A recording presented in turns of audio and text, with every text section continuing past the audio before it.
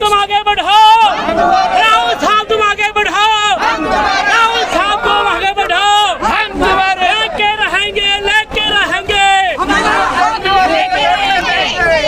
हमारे बुजुर्ग, बहुत सारे बुजुर्ग का देहांत हो गया, इस दुनिया में नहीं रहे, जिनके लाखों करोड़ों रुपए पेंशन, उनकी कमाई का पेंशन जो नौकरी किया, उन्हीं का पैसा 1600 करोड़ जो सरकार के पास है। ये हमारे जो पेंशनधारी EPS 95 के लोग हैं, इनका नेता ब्रिगेडियर अशोक राउत जी जो महाराष्ट्र से बिलोंग करते हैं, उन्होंने सबको संगठित किया और कहा कि हमारी ये अधिकार हमारा जेन्युइन है, इनकी मांग जेन्युइन है। इसके लिए हेमा मालिनी आगे बढ़ी, इसके लिए बहुत सारे नेता आगे बढ़े, इसके लिए विभाग के जो फाइनेंस मिनिस्ट्री में थे, उन लोगों ने कहा कि यस, आपका जो हक है, आपका जो अधिकार है, आपकी जो मांग है वो उचित है, इस पे पूरा हम करेंगे। लेकिन ढाक के 3 पात यहाँ पे भी सुना नहीं जा रहा। इनके पैसे से राजनीतिक हो रहा है, इनके पैसे से अपने चेहरे चमकाए जा रहे हैं, लेकिन इनको पेंशन नहीं दिया जा रहा। ये जंतर मंतर, रामलीला ग्राउंड,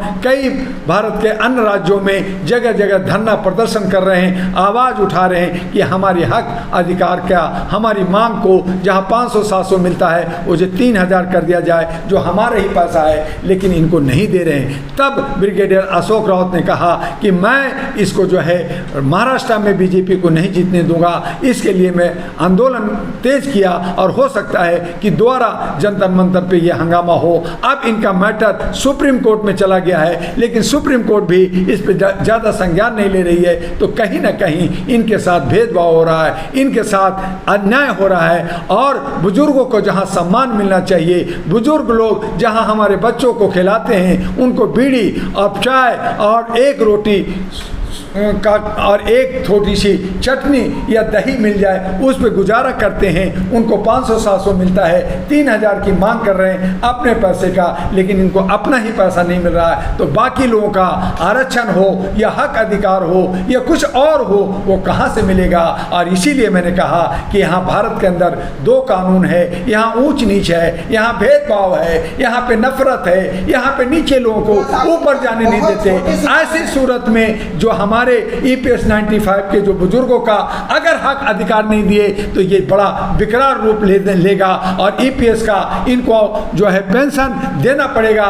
दिल्ली सरकार ने अभी अनाउंस किया है कि हम पेंशन देंगे, लेकिन राज्य सरकार और सेंट्रल सरकार कब जागेगी ये हमें देखना है। और इसके लिए डॉक्टर दुआ हमने कहा कि आपका D7 तक के बॉक्स में अपना जो है कमेंट दें, उनको लाइक करें, सब्सक्राइब करें और ATV अहरा को करें, ताकि पेंशनधारी डॉक्टर दुआ से मिल सकें, उनसे विचार विमर्श कर सकें। उनको हम लोग आर्थिक रूप से और तन मन धन से हम उनके आंदोलन को साथ देना चाहते हैं और ये हक हम सरकार से लेके रहेंगे। आज हमारे बुजुर्ग मर रहे हैं, आज हमारे बुजुर्ग जो है घरों से बाहर सड़कों पे बैठे हैं, जो घरों में आराम करना चाहिए, आज उनकी बहू, बेटियां और बेटे उनको वृद्धाश्रम में भेज दे रही है। क्या ये सरकार को शर्म नहीं आनी चाहिए? आपने धर्म कर्म की बात कर रहे हैं, आप मंदिर मस्जिद की बात कर रहे हैं, आपने जो है बलात्कारियों की बात नहीं करते, मणिपुर और बंगाल की बात नहीं करते, आप हमारे बुजुर्गों की हक अधिकार को बात नहीं करते, तो आप विदेश घूमने के लिए लगे हुए हैं। आपके नेता लोग जो है फिल्म बना रहे हैं, महिलाओं को और बुजुर्गों को जब तक हक नहीं मिलेगा तब तक ये आवाज रहेगी, चलेगी और हम डॉक्टर दुआ इसको साथ देने के लिए तत्पर हैं, तैयार है। व्यवस्था बहुत उनकी छोटी मांग है, 7,500 और प्लस DA और मेडिकल सुविधा। जर्नलिस्ट महोदय 7,500 भी नहीं, हमने कहा कि मुझे 500-700 महीना जो दे रहे हो आप 3,000 महीना कर दो, उसके बाद में दवा दारू हो जाए।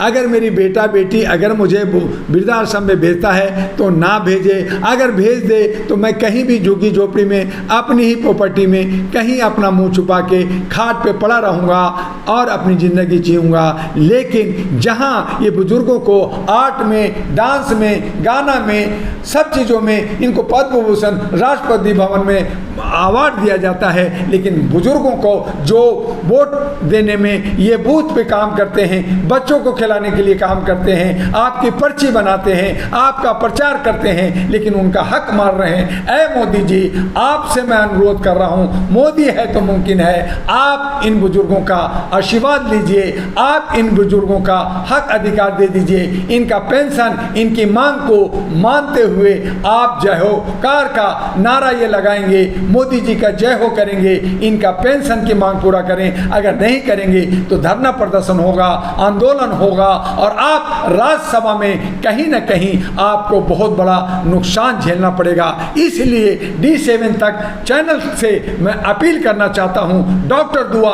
All India human rights association और अहरा नेशनल पार्टी इनके मांगों का समर्थन करता है, इनको सपोर्ट करता है और जब भी ये सड़कों पे कहीं आएंगे उनके साथ डॉक्टर दुआ कंधे से कंधे मिलाकर खड़ा मिलेगा।